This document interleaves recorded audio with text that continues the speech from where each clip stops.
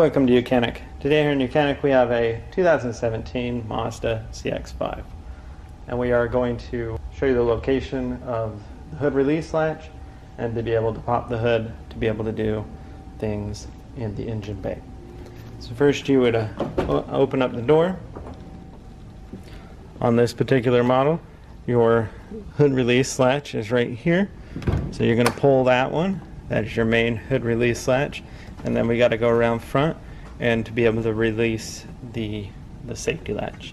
So around front here is your safety latch. You can see that that's going to catch it, so when you're going down the road, if it wasn't locked, it'll stay down. But we have right above the emblem here, we're going to push that to the right, and then we're able to raise the hood, and then this is held up by a bar there. So you just raise the bar and insert it into the indicator up there to hold your hood up. And so that's how you would open up your hood on your 2017 Mazda CX-5. Thanks for watching YOUCANIC, where you can be the mechanic.